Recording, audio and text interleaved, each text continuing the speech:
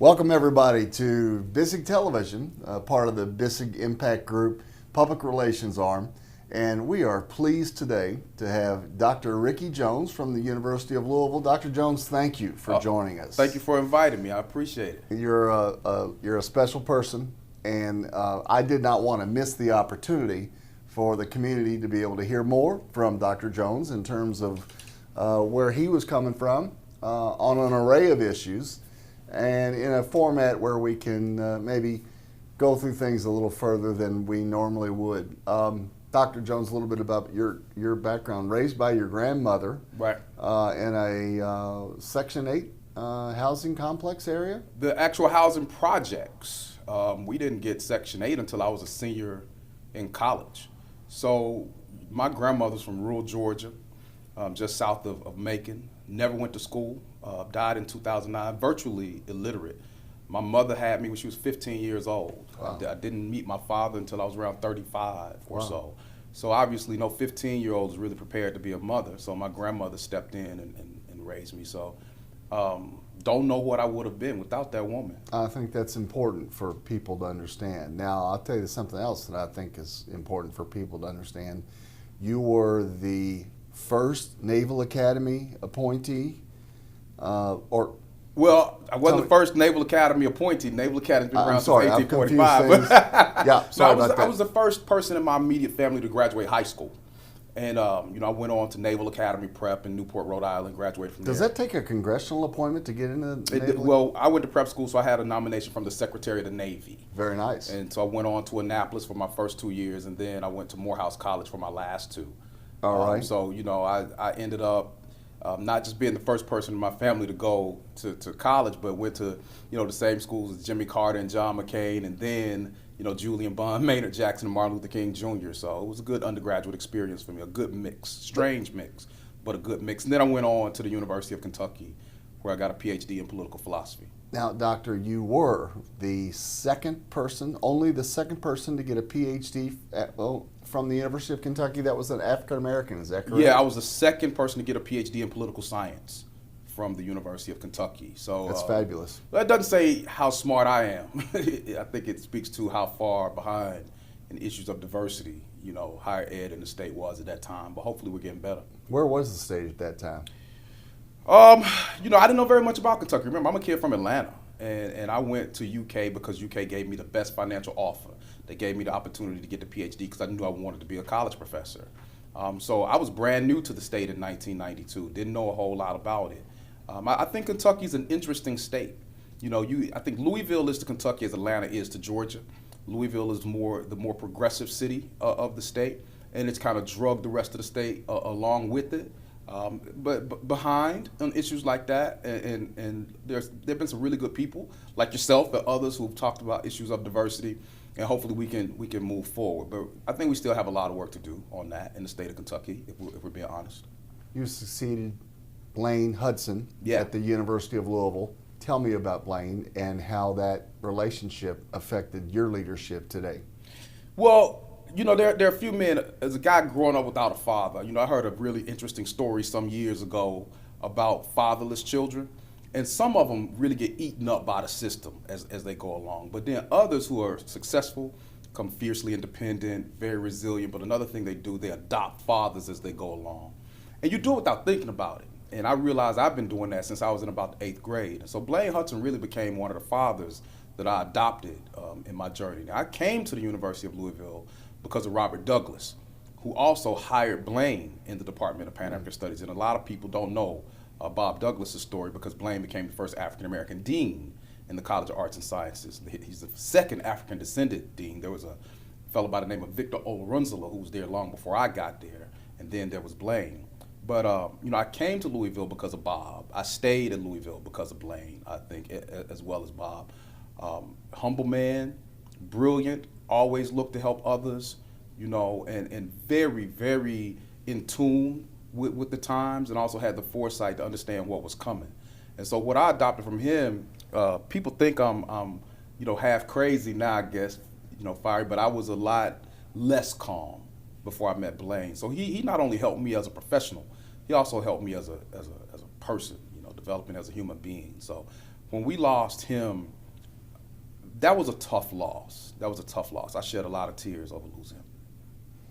You run a much different ship than Blaine did in terms of your outreach and in terms of your strong opinions. I'm not here to judge those opinions. I'm just saying it's a very different model than Blaine had. Has anyone ever called you out on that and said, wait a minute, this is not how this goes, and Pan-African studies is not about the matters that you're drifting into? Or have they encouraged you and said, yes, this is exactly what a PhD in Pan-African studies in our leadership element should be doing? Well, there are a couple of things. One is a misperception that Blaine wasn't as opinionated as I am. The ship isn't run that much different than him. The styles are different. You know, Blaine, my nickname was for him was the Velvet Hammer, right? So he came across a little bit different, but he was very opinionated. Remember, Blaine was kicked out of the University of Louisville for protesting when he was an undergrad, had to fight his way back in. He was on such a bad side of the administration that one of the deans at the school told him, you know, that he would never work at Louisville, that he would never move forward there. And he ended up, you know, becoming a professor, the chair of Pan-African Studies, and then the dean. So people forget about Blaine's overarching story. Blaine Hudson was a revolutionary from the time he was a teenager to the time he died, right? But his approach, his style was just cooler. That's all that is. Yeah. Velvet Hammer. Yeah, Beautiful. the Velvet Hammer. So, Beautiful. So the way we run the department, what we think the department is about, it's not different at all. Black studies did not come out of the same intellectual tradition as English or history or, you know, some of your standards. It came out of the protest movement of the 60s, where students were demanding that Black studies exist. And so there's this idea in Black studies that we exercise, one, academic excellence, but two, social responsibility. You can be the smartest person in the world, but if you're doing work that nobody's paying attention to and you're not trying to change the world, then what good are you? So Blaine Hudson and I share that. And so do people push back against that? Yeah, people push back against that, and that's good. Look, my thought is this. There's so many short-sighted people who are drunk with power, drunk with influence, drunk with money, drunk with marginalization in this world. If I'm not pissing some of them off, then I'm doing something wrong. So, you know, I'm not one who shrinks from those types of battles. I'm not one who worries about hate mail. I actually welcome it. If I ain't getting hate mail, then I ain't pushing hard enough. So, you know, that's a good thing about what I do and who I am, you know. So we're not drifting into those social, those political, those historical battles about the decency of humanity and democracy and moving forward. That's where we live as Black Studies scholars, and that's certainly where I live, not just as a scholar, but as a man. Do you strive to antagonize? No, I strive to change. You know, that's my idea. Somebody asked me once, they said, you know, why are you so outspoken? And I told them I'm not really that outspoken. You know, people who know me personally, my family, my friends, they know that I'm a pretty, you know, happy-go-lucky guy. I like to drink and have fun just like everybody else, and I want to be at peace. But I will say something if something is wrong. So the question isn't why am I so outspoken and say so much. My question to other people, with all that is wrong in this city, this state, and this world, why do they say so little? So, you know, it's not about antagonizing, but it is about letting people know who are doing wrong, that they're not going to encounter silence, they're not going to encounter cowardice, and they're not going to encounter fear when they encounter me. And I think if more of us felt that way, the world would be in a much better place than it is. You know, you can't play scared all the time. And so it's not that I win all the time, I lose, but I let folk know, you know, if I lose, you're going to know you've been in a fight. And that makes me feel good. Doctor, in Louisville, it seems like, unfortunately, there's more bad than good in terms of racial relations. I'm not sure if that's a product of media or if that's a product of what's really happening. What is your assessment of race relations in Louisville right now? I don't think Louisville's race relations are any better or any worse than most places in this country. You know, when you talk to people, certainly people of color and their allies across lines of race, and you go to their particular spaces, they'll tell you about their cities. Oh, this city is messed up. You know, this town is messed up, because that's what they know. So people in Louisville, they know Louisville. So it's not that it's worse. It's certainly not good, but it's better than it's been, and it can be better. But it's incumbent upon all of us to make sure, whether we're talking about, you know, race, whether we're talking about gender, sexual orientation, religious choice, all of those things, that nobody is made to feel less than because they belong to another group in society. And so that's what we're pushing for. That's what I'm pushing for, and the people around me are pushing for. So it's not, again, trying to, it certainly is a thrust of antagonizing wrong, of antagonizing indecency, of antagonizing racism. Give me examples of those types of elements that specifically we can put our arms around here in this community. Right. I mean, for instance, if you look at America's population, black men are 4 to 5% of the population of the country, but make up almost half of the jail and prison population. Why is that? Of the country. That's the question, right? Either black men in mass are some of the most malfeasant people that God has ever put on the face of the earth, or something is going on structurally that we need to target to speak to the targeting of those men. What right? is your gut on that? My gut is something is wrong systemically. And you can look at everything from educational systems all the way up to police brutality, and you can see that something is wrong. And so to speak to those issues, right, when you look at statistics, you see the black boys function on par with, or they even exceed their peers all the way up to about 3rd or 4th grade, and then they fall off a cliff. So you can say these boys are just dumb, or there's something going on in educational systems. I like to say there's something going on in educational systems that we can fix. It's not something that's intrinsically wrong with those kids, right? And so those are things I think we have to take head on as a society, because we're not talking about immigrants, we're not talking about aliens from Mars, we're talking about American citizens that we need to take care of. And so that's something that is a glaring reality when we talk about the well-being of our children, and we can't talk about the well-being of our children without talking about the well-being of our society and vice versa. So if we don't pay attention to those things, it's problematic. Is there something wrong in the system, or is there something wrong at home? I think homes and systems are symbiotic, because you'll hear that a lot. That is a classic conservative argument when you talk about what happens to people. They say, well, it starts at home. Well, you look at the things that have happened to attack homes. Again, you look at educational discrepancies. You look at the prison industrial complex and those discrepancies. You look at economic discrepancies, not just with income, but with wealth. You look at things like redlining. You look at racism itself in the society. That constructs individuals and it constructs families. So you can't really talk about what's going on at home without talking about the overall structures of the country, of the states, of the cities in which these homes exist. And so until we get very serious about taking those things on and understanding the incredible, and I don't want to use the word, Use it. I wanted to say the terroristic type of environments that we've created for certain communities and Are individuals. we in a terroristic environment right now? I think it depends on who you ask, right? It depends on who you ask. What's your opinion? I would say this. If you sit down and talk to a black mother who feels compelled to talk to her black son who is 9 or 10 years old and tell him, I need you to be extra careful if you ever encounter police because they may kill you. You tell me whether or not that woman feels that she is in an environment of terror, right? And that's something that has gone on in black communities for a very, very long time. I point you to the case of Tamir Rice in Cleveland, a 12-year-old black child who's just in a park playing with a toy gun. And police shoot this child within 2 or 3 seconds of arriving. Then not only are they exonerated and told they've done nothing wrong, the city of Cleveland goes so far as to say the child was responsible for his own death. So when you have these types of things going on, and even upon reflection, people outside of those systems, outside of the police, outside of the judicial system say, oh, they're right.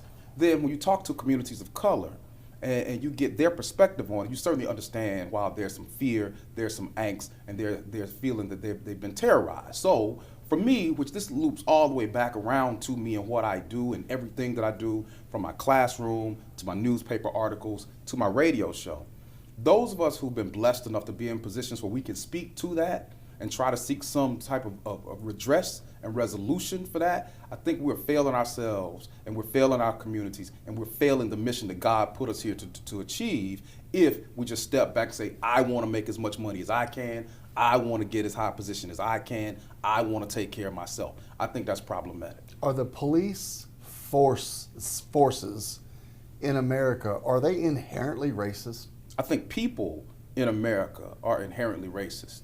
Racism is America's original sin, and all of us have to grapple with racism. All of us have to grapple with implicit bias, just like we have to inherently deal with the paternalism and the gender discrepancies in America, with the patriarchy in America, the misogyny in America. You're seeing so many of these things come to the fore now with the spate of sexual harassment cases being brought to the fore, right? Where women have been mistreated for so long, and nobody would say anything, and they were afraid to say something because they didn't think they'd be heard. So these things are real. Racism is real. Sexism is real.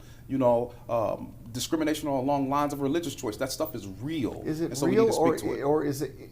There's a difference between real and prominent, and I'm interested in your opinion regarding prominence. Mm-hmm. In specifically police, let's take our police force, for example, in Louisville.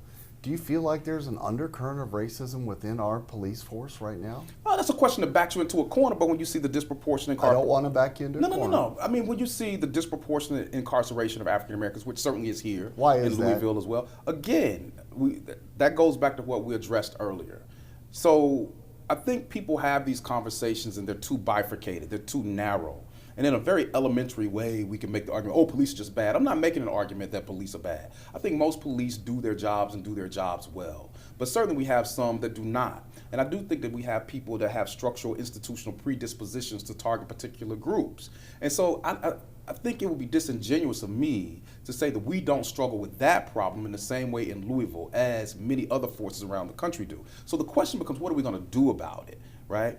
Are we going to have an honest, humane, decent conversation about it to preserve the lives of citizens so that we don't have some citizens feeling like they're being protected, other citizens feeling like they're being harassed, and we can try to build better communities? Or are we going to double down and say, oh, well, no, nothing is wrong with the police, nothing at all, there's nothing to see here, there's no racism, there's no implicit bias, there's no marginalization, there's no discrimination there, it's just on these communities. Same thing in higher ed where I work. Why do we have such a small number of African American professors, right? In business, in banking, in politics, why do you have the numbers discrepancies that you have?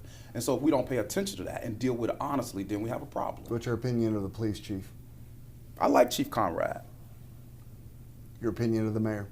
I like Greg Fisher. Can they do better? Yeah.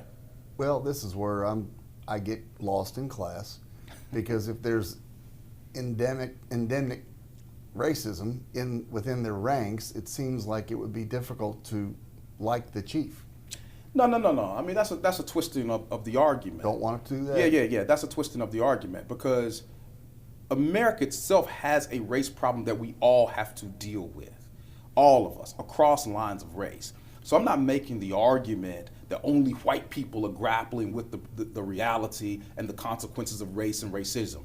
Black people grapple with that. Hispanic descended people grapple with that. Asian descended people grapple with that. That's because of the bifurcated nature that we've set up in this country that's structurally placing some people on one tier and other people on another, right? And it has all kinds of consequences. That doesn't bleed into my ability to like, to appreciate, to embrace, to even love certain individuals. I can do that simultaneously and say, yeah, we still have these issues. I can really, really like Chief Conrad and say, okay, we still have an organizational issue that we have to deal with police forces. I can love Greg Fisher as a mayor and say, simultaneously, we still have some issues of marginalization, peripheralization, racism, all of these things, gender inequity, all of these things that we have to deal with, and you, as the leader of this community, have to speak to it. So there's no contradiction in that for me. The only thing that I ask of anybody that's around me, be they white, black, red, green, yellow, Venusian, Daxamite, Kryptonian, is that they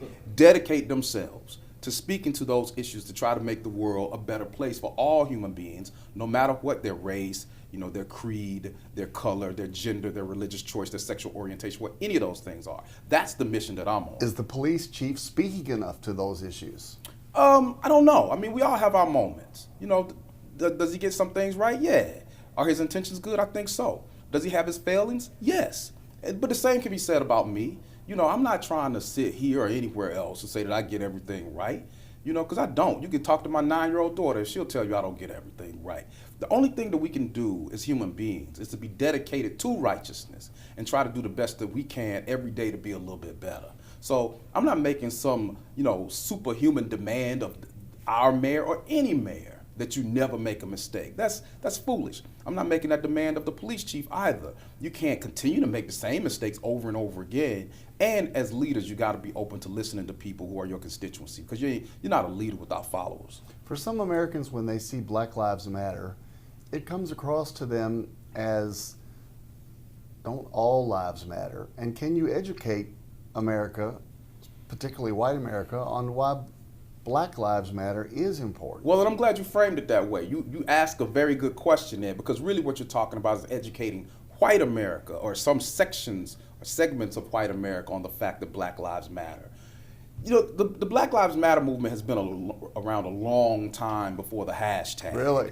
You know, if you go back to 1829 with David Walker's Appeal, he was talking about Black Lives Matter and God cares about oppressed people. If you go to Frederick Douglass and everything that he was publishing in the North Star, he was talking about Black Lives Mattering. If you go to the Lincoln-Douglas debates, you see Lincoln talking about slavery and the fact that black people are human beings and Black Lives Matter, and those things being on the tail of the Dred Scott decision, where the Chief Justice of the United States said that black men have no rights that a white man is bound to respect. You run that up through the Civil War with the 13th, 14th, 15th Amendment, through Du Bois talking about souls of black folk, from dusk of dawn, all the way through the Civil Rights Movement and my Morehouse brother Martin Luther King Jr. The Black Lives Matter movement has always been around. It's all been about affirming black people as human beings. Inflammatory?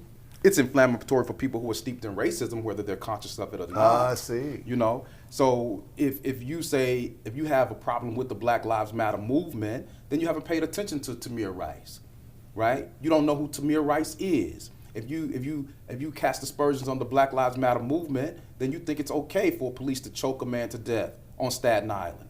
If you really haven't paid attention to the Black Lives Matter movement, then you really haven't paid attention to the Civil War and what it was all about. You've never read Du Bois. You've never read Alain Locke. You've never paid attention to the words of Fannie Lou Hamer. You don't have a sense of American history if you think that a movement like that is not needed here in the 21st century. So is it inflammatory? No, it's not inflammatory. It's not inflammatory for people with humane sensibilities. People who are angry about that, I think, need to look in the mirror and check their own sensibilities and whether or not they're behaving in a way that befits democracy, humanity, and progressiveness as we move forward. Let's talk about police and schools. I saw something interesting that caught my attention. I don't think I have it exactly right, but the gist of it was from lockup to lockup. In other words, the authority of a police officer in school tends to create an environment where a young person gets used to not wanting to respect authority and then ends up in jail. Can you educate me on that? That's a simplistic argument, and I would refer people to Michelle Alexander's The New Jim Crow. It's a very good book to read. I'll refer people back to Du Bois. What's the elevator version of that book you just referred to? The elevator, it's that when you talk about Jim Crow America, you're really harkening back to 1896 and the Plessy versus Ferguson decision that set up this separate but equal ethic, which of course is wrong-headed. There is no equality in separation. Of course, that was struck down in the 1954 Brown versus Board decision, which was spearheaded, by Charles Hamilton Houston, who died in 1950, and then Thurgood Marshall took over that movement.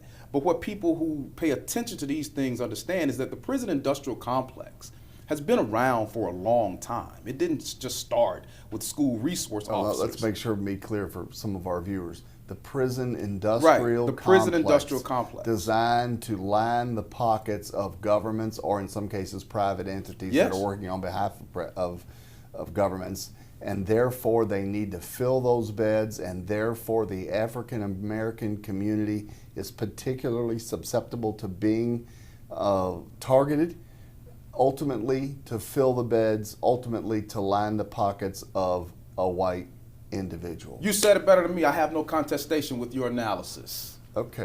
Because that's exactly what's going on, and that's been around a long time. I'm asking, I'm not telling. No. But yes, I agree with that evaluation. When you privatize prisons, something that the previous presidential administration was trying to move away from, the current administration is bringing back to the table. If you build these things, you put these beds in there, you got to fill them with somebody. Where are you on this, President, speaking of which? I do not think that any right-thinking person, and I should preface this by saying I'm not a Democrat, I'm not a Republican, I'm an independent, but I don't think that any right-thinking, humane person can, one, think that the current president is qualified to be the president of the United States of America. Neither do I think any right-thinking person can look at the things that are going on with this man and say that they are good for the future of this country. How about our two senators from Kentucky, Rand Paul, Senator, and Leader McConnell? I don't align with them politically. Do you interact with them? I do not interact with them, and I don't think they would want to interact with me. You don't think you could get a meeting with the leader? For what? To state your case and ask for improvement? I think what we're seeing, Larry, right now in this country, and it's a very dangerous moment. And we're seeing it from the presidency all the way to, let's personalize this, to the leadership at the University of Louisville. You're seeing people in power who believe that they are the only ones who have the right to know, to think, and decide. It is a fundamentally undemocratic approach to American politics, society, and progress. I think you see that coming from the White House, and you even see the belief. It is a blatant belief that American citizens are so stupid, whether they be black, white, Republican, Democrat, or other, that you have the press secretary for the President of the United States, in the person of Sarah Huckabee Sanders, who stands before the people almost weekly and tells blatant lies. And everybody knows. Example. Everybody knows that she's telling Example. blatant lies. You go to the situation with the young man that was killed, the soldier in Florida, and you have a congresswoman from Florida, black congresswoman, who stands up and talks about the call made by the President of the United States to this Gold Star widow, and how the woman was offended. Now, the congresswoman is a friend of the family. And then you have the president, you have presidential, and I cannot think of the general right now, which one we're talking about. It's not Michael Flynn, who's on his way to jail, it seems. But he says, I was present for this, and then recounts a situation about an opening of an FBI building. And they say that this congresswoman was self-absorbed and disrespectful. Strangely, the Florida Sun-Sentinel, I think, the Orlando Sun-Sentinel had a videotape of this. The congresswoman wasn't disrespectful at all. The administration comes out and doubles down on the lie. Doctor, is the president responsible for the lack of improvement in race relations? Is he responsible for the worsening of race relations in the United States of America? I don't think that there is anything this man has done to make race relations better in this country. From Charlottesville to the embracing of white nationalists and then turning and says that he does not embrace white nationalists, to the bringing on board of a person like Jeff Sessions as Attorney General, who has such an incredibly sketchy record on race. I mean, there is nothing to his arguments with LeVar Ball. There is nothing that Donald Trump has done to improve race relations.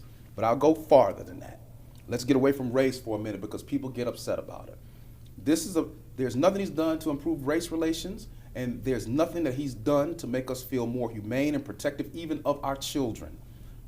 Right now, and I don't know when this will air, but you have the President of the United States supporting a Senate candidate in the person of Roy Moore, who is a pedophile.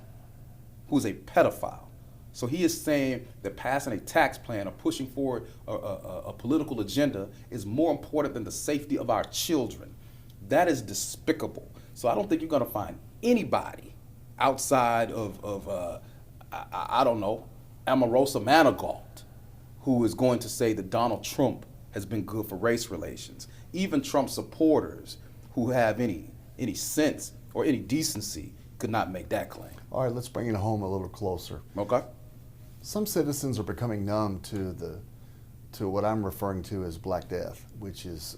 No. Citizens are not becoming numb to Black Death. Well, tell me they about that. They have been numb to Black Death. That is a problem. You have many people in this country who have been numb to Black Death. So when you see not just black men, but black women and black children being killed, at times by agents of the state, they'll bring every argument back to, but what about black on black crime?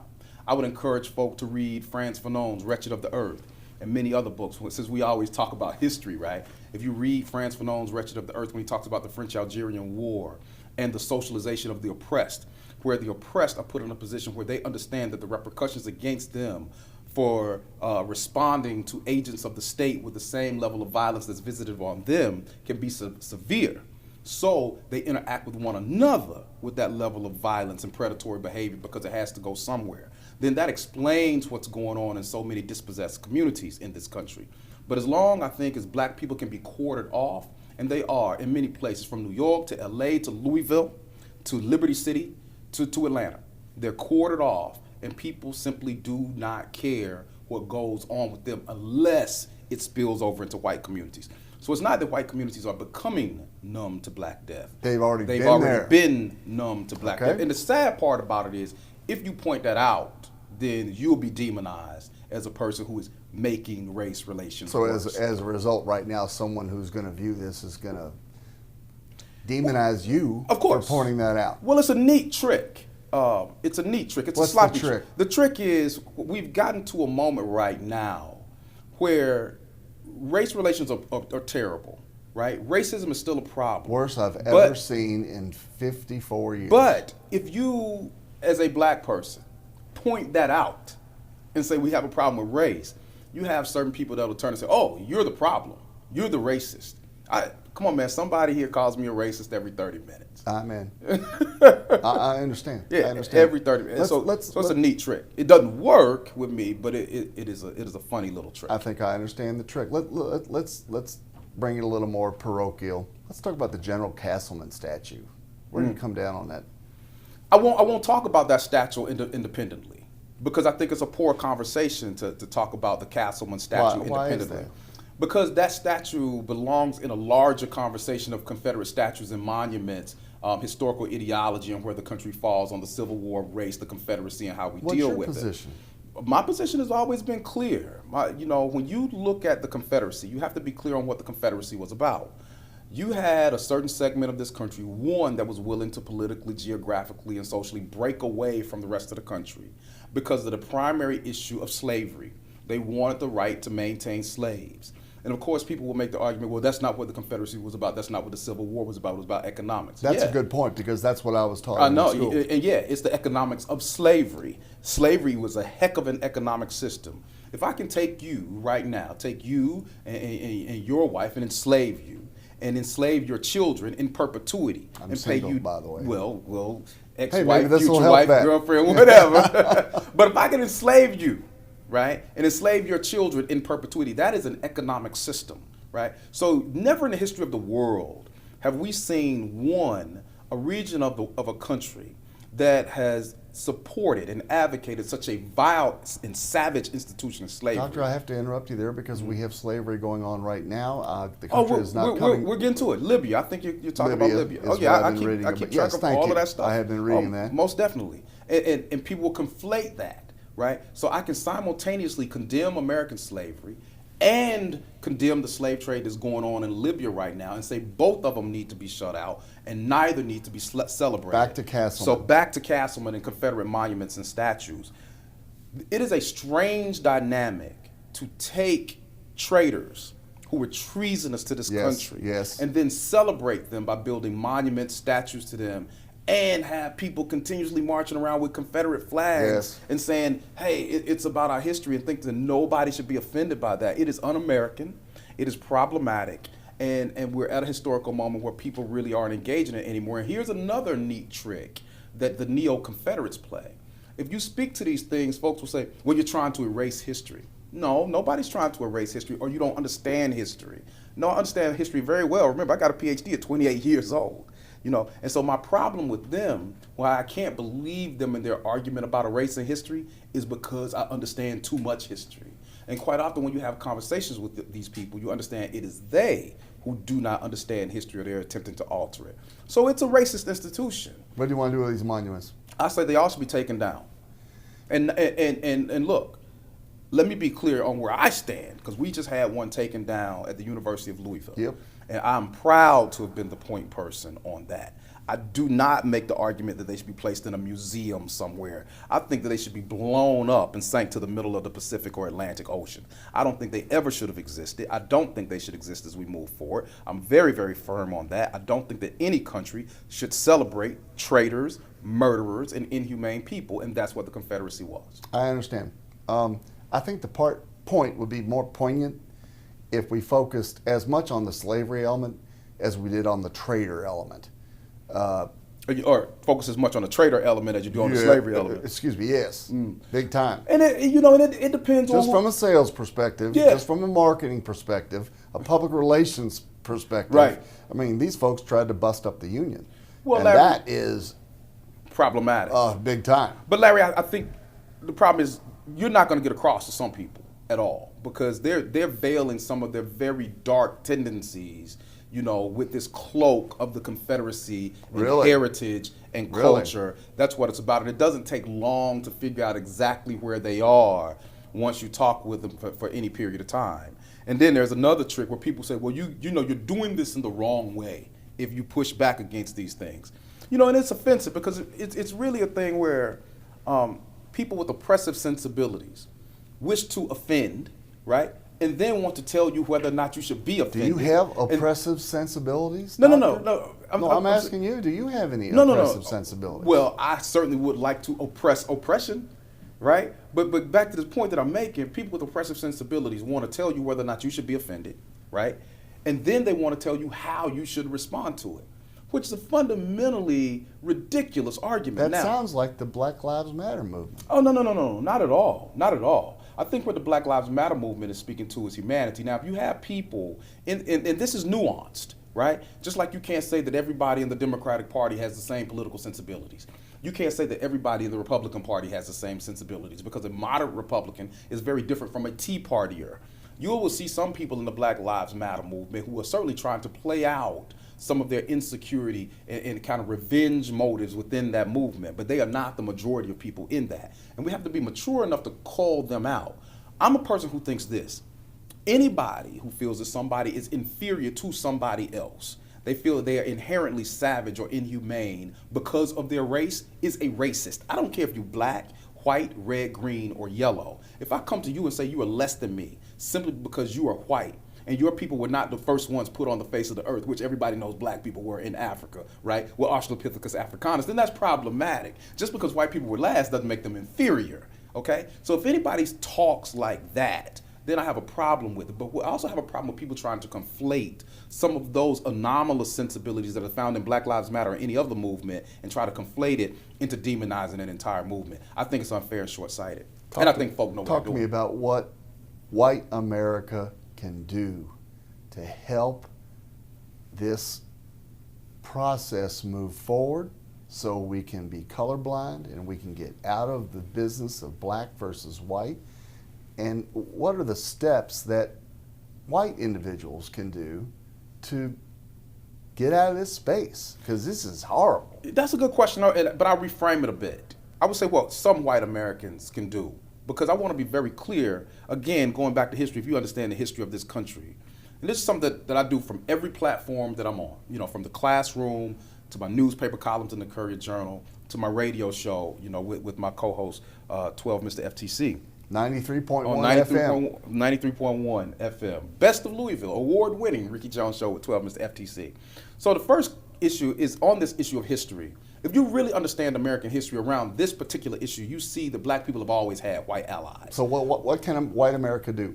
No. Some white Americans understand that there is a problem, okay? Because I'm not going to, I never fall into this generalization of white America. Okay. Some of my very close friends. Thank you for that, by the way. Yeah, some of my very close friends, people like Avery Kohlers, David Owen, these are white men, people like Susan Gerosi, white woman. I mean, these are allies in this struggle, and they're very sensitive to it, and sometimes much more aggressive about it than some people of color. So to say that I'd like for Larry Bisig to be considered in that stack, but we're going to put you in there, Larry. Eventually, we're going to work with you. So this idea that all white people think exactly alike or behave in some oppressive way, that's simply a lie. We've always had allies. How about black people?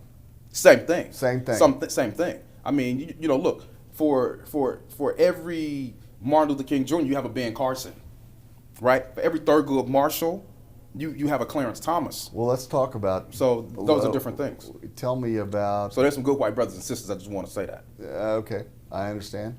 Where from here? I'm concerned about our local police force. I'm concerned about what feels like a pressure cooker, and I'm not sure where it's coming from. I can't discern if it's coming from the White House, if it's coming from the ground up. Where is the energy coming, and why does it feel different than it did 10 years ago? I don't know. I don't know what you mean by that, quite honestly. Maybe it feels different to Maybe, some people. maybe square inches in the newspaper, Well, no. maybe time spent in terms of a 30-minute newscast, maybe discussions like this. And No, this is different. First of all, when you talk about police interaction with black communities across this country, if anybody would really take the time and sit down and talk to most black people on the ground, they'll tell you it don't feel different to them. It's the same with them. It's been the same for them. Remember, I'm a the project same kid. in what way? Black people, by and large, have always had a tenuous relationship with police. They've always feared them. Black parents have always talked to their children about not just how to respect police, but to try to stay alive when they have interactions with police. Wow. So that's not new. You know, that's always been around. Now, why are people paying more attention to it? People are paying more attention to it, some people anyway, because we're in a different democratic moment, largely because of technology. And that's not just because of police. This didn't start with Donald Trump. Specifically communication technology. Right. Yes. I mean, folk cannot do things in the same way that they used to and hide them anymore. But that's the same with police. That's the same with the president. That's the same with the University of Louisville's Board of Trustees. The power dynamic is changing because of a technological difference in democracy. Information is shared more easily, so that more people, not just the ones who have the privilege of, having the right skin tone or the right gender, being in a room where decisions are made. Those decisions have consequences of people knowing who made them, right? And so that's what's different right now. It's not that the behavior has necessarily been different. I see. I think that's a very good point. In one of your columns a few weeks ago, we talked about, or you were speaking to something that I'm interested in hearing more about, and that is when an individual's parents die and where that money goes and how wealth is passed down, and that therefore there's a disadvantage to the African American community because there's not wealth that's being passed down. School me a little bit on what the point was there. You misread that column. Okay. Yeah, you misread that column. Now, there certainly is a racial dynamic when you talk about income and wealth. Average white family in the country right now makes just over $50,000 a year. This was the nature of this was inheritance, and how it kept walls up. Well, no, it was one point of it. Okay. The general thesis of the piece was why it was talking about our fascination with the rich and why that is unhealthy. That's not a racial argument, though. That is an argument across lines of race. Now, for some folk, and I know this will be a shock to some people, but the majority of white people in the country are not rich. Some people think that all white people are rich. They are not. There's a lot more white poor than white rich, right? And so this argument has no color to it. But that argument was running back using the situation of John Schneider as an example, but not centering on him. I'm simply saying that we have to, I think, as middle class, as working class people, try to tear down some of these walls and myths that because people are wealthy, they somehow are more talented than other folk. No, you can be very good at making money, right? But not be a very good person. You can be very good at making money in one area of life, but not be capable of handling things in another area of life. And that's why I keep coming back to this argument over and over again, for instance, about the University of Louisville, which is a local concern, but it's also a concern in higher ed across the country, where we're seeing boards of trustees continuously and more increasingly populated by businessmen and lawyers because they've been financially successful, but they don't know anything about higher education. And they quite often have sensibilities that run counter to the higher education mission, but people trust them simply because they're rich. And I'm saying that is a flaw. And if we don't get out of it, it is going to lead us down some very, very dangerous paths. Presidential search at the University of Louisville, open or closed? It's closed right now. It should be open. It should be open. I mean, it should be because what you have right now, Larry, and this is a very serious question, not just for faculty, staff, and students at the University of Louisville, not just for alumni of the University of Louisville or fans of Louisville sports, but anybody who cares about this city and cares about this state. If you look around this country, thriving cities always have thriving universities. Again, from New York to Atlanta to Charlotte to LA. The University of Louisville is a very important engine in delivering members of the professional class to the city of Louisville and the state of Kentucky. So the health of this state is dependent upon the health of higher education in this state. So there have been a number of things that have happened. First of all, for people who pay attention, and people are upset right now. Some folks are upset because, of the loss of Rick Pitino. Other folks are upset because of the loss of Tom George, who's a friend of mine. But I'm not talking about sports right now. That's the sexy part of it. Did you speak up for Tom? I did. I did speak up for Tom, and I'll continue to speak up for Tom. I think Tom was a good man. I think he was mistreated. But it's easy to get caught in that argument and miss the larger point. We have a board of trustees that was illegally appointed by the governor of this state in the person of Matt Bevin. No one person should appoint an entire board of trustees at one time.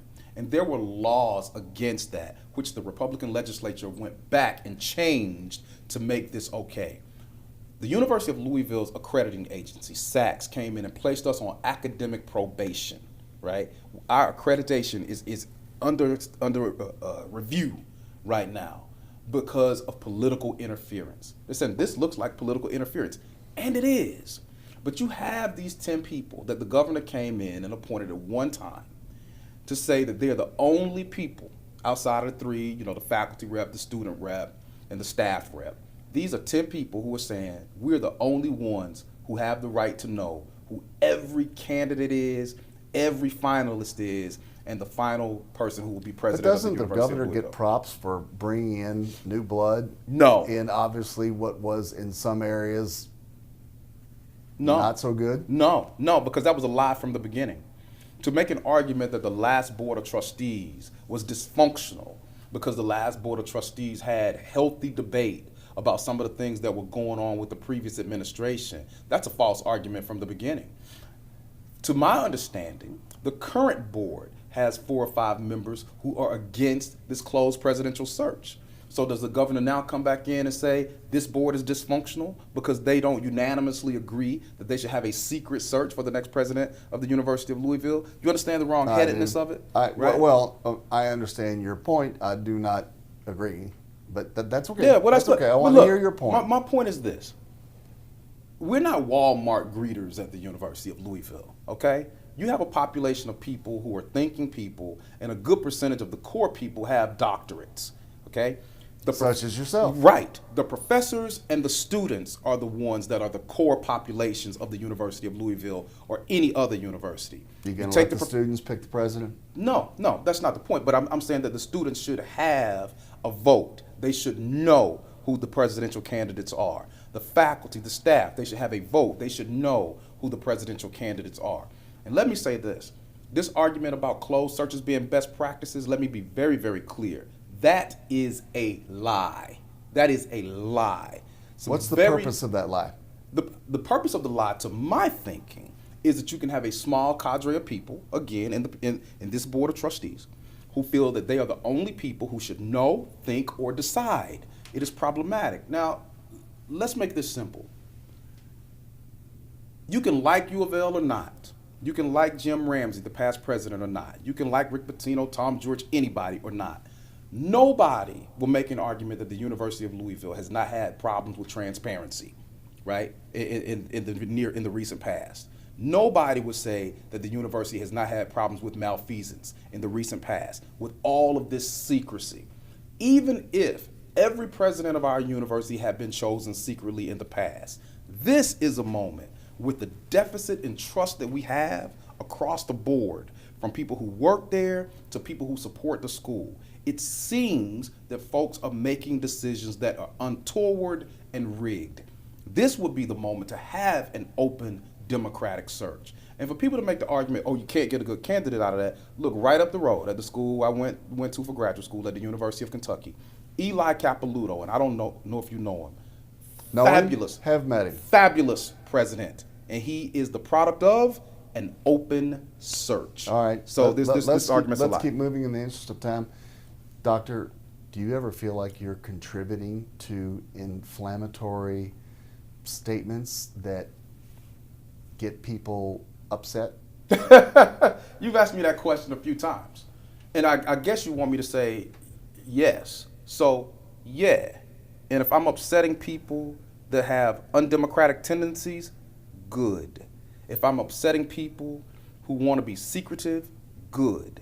If I'm upsetting people who engage in bullying behavior, good. If I'm inflaming people who want to ruin people's careers and lives, good. If I'm inflaming people who want to rule by fear and knocking folks around the chessboard like they're pawns and not respecting them, good. If I'm pushing people to the limit and pissing them off, if they want to handle people like they're their bosses and they're peons and they're serfs instead of handling them like they're partners and they're worthwhile human beings, then good. So do I piss them off? Yeah. Have I pissed them off enough? No, but I'm still relatively young and I got a little bit more time to do so. Dr. Jones, we're so pleased to have you here. I'm going to give you the last word. What is it you want to communicate to our metro market regarding race relations that we can really walk away with and think about? Well, I don't think it's just about race relations. I think it's framed poorly.